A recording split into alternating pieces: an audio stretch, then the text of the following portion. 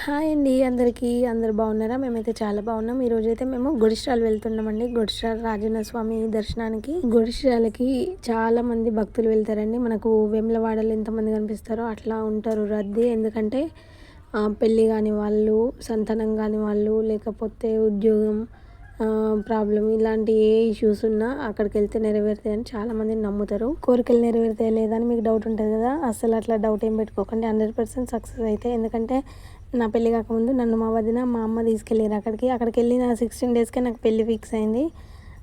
నిజంగా ఇక మా అమ్మ అయితే బాగా నమ్ముతుంది. 16 రోజులకి అంటే ఎప్పుడైతే మాకు అక్కడ గుడి దగ్గర ముడుపు కట్టడానికి ముడుపునిచ్చి ఇంటికి కట్టుకోవడానికి చిన్న ముడుపు ఇచ్చిండో, అది కట్టిన తర్వాత వచ్చిన అబ్బాయితోనే నా పెళ్ళి ఫిక్స్ అయింది, మా హస్బెండ్తో. అట్లా పెళ్ళి ఇప్పుడు 8 సంవత్సరాలు అవుతుంది. నాకు పాప బాబు. అయినా నేను మళ్ళీ వెళ్ళలేకపోయినాం అనుకోకుండా. అసలు ఏదో ఒక రీజన్స్తో వెళ్ళలేదు. కానీ ఇప్పుడైతే నిజంగా 2 పిల్లలు పుట్టిన తర్వాత ఇన్ని ఇయర్స్ గ్యాప్ వచ్చింది. ఇప్పుడు కూడా కొన్ని ప్రాబ్లమ్స్ ఉండే, వాటికి సంబంధించి అక్కడికి వెళ్తే నెరవేరుతాయి అంటే కొంచెం స్ట్రగుల్స్ ఉండే లైఫ్కి సంబంధించి. అందుకని చెప్పేసి తెలుసుకోవడానికైతే వెళ్తున్నాం. ఇంకా ఇక్కడ చరిత్ర ఏంటి అని అంటే, గుడిశిరాల రాజన్న స్వామి ఆలయంలో మనకు లక్ష్మణ స్వామి అని అతను ఉంటాడు. ఆయననే పూజ చేస్తాడు శివయ్యకి. ఇక్కడ ప్రతి శివరాత్రికి ఖచ్చితంగా పాము వస్తుందండి. మనకు చాలా న్యూస్ ఛానల్లో కూడా మనకు చూపిస్తారు. ఇక్కడికి చాలామంది భక్తులు వస్తారు ఆ రోజు చూడడానికి. పాము మాత్రం ఎవరిని ఏమనదు. లక్ష్మణ స్వామికి ₹1 నాణెం అయితే దొరికిందంట. అది ఎన్నిసార్లు ఖర్చు చేసినా ఖర్చు అవ్వకుండా తన దగ్గరనే మళ్ళీ కనిపించేదంట. నాగోప జాతరకు వెళ్ళినప్పుడు ఆ జాతరలో చాలాసార్లు ఖర్చు చేసినా తన దగ్గరనే మళ్ళీ కనిపించేదంట. ఇదంతా ఏంటి మాయ అని చెప్పేసి అనుకుంటాడు. ఆ ₹1తోనే తను ఎదిగిండు, ఈ గుడి కట్టిండు అని ఇక్కడ అందరూ చెప్తారు. అయితే ఇక్కడ మనము వేములవాడ రాజన్న స్వామి దగ్గర ఎట్లయితే కోడెను కడతారో అంటే ఎద్దులని, అట్లా ఇక్కడ కూడా కడతారండి.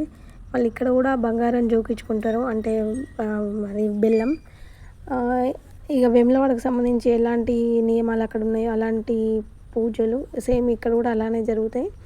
ఇక్కడ కాయిన్స్ పెట్టడం కూడా ఉంటుంది. ఇక్కడ మా రోషన్ బాబు అయితే మంచిగా మొక్కుకొని ₹1 కాయిన్ పెట్టిండు. వాటే అతికింది, చూస్తున్నారు కదా వీడియోలో. ఇక్కడ చాలా పవర్ఫుల్ అండి. ఇప్పుడు కూడా నేను ఒక రీజన్తోనే వెళ్ళిన, ఒక కోరికతోని.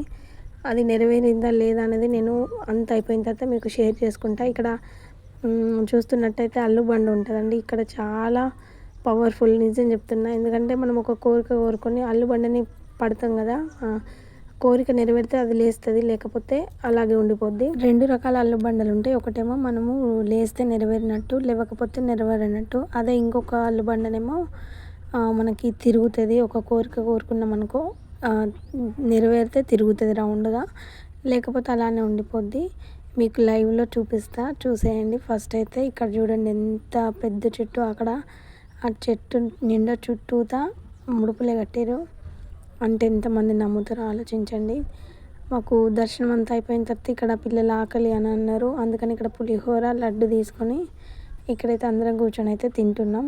అల్లుబండ గురించి ఖచ్చితంగా మీకు లాస్ట్లో వీడియో వస్తుంది, చూసేయండి. ఫస్ట్ అయితే సబ్స్క్రైబ్ చేసుకోండి, ఎందుకంటే మీ సపోర్ట్ నాకు చాలా అవసరం. మనకు గుడిశిరాల్లో కొంతమంది యూట్యూబర్స్ ఉన్నారు, మీకు తెలిసి ఉంటుంది కదా, సాయిలు, స్వరూప అని చాలా ఫేమస్ వాళ్ళు.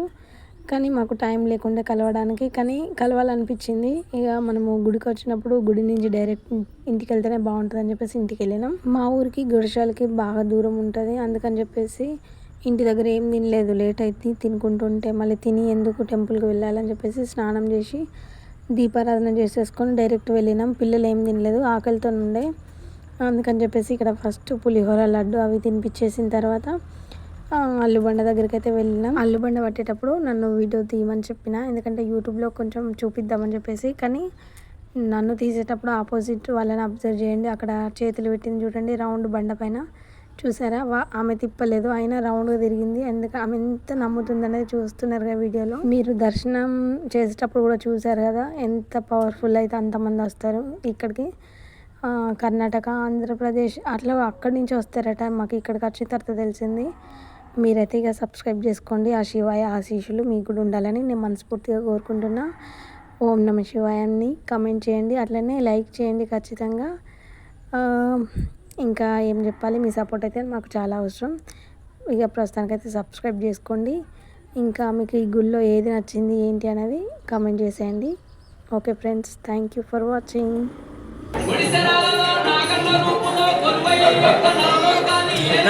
పట్టుకో ఈడు నా నీడు రోషన్ బాబు.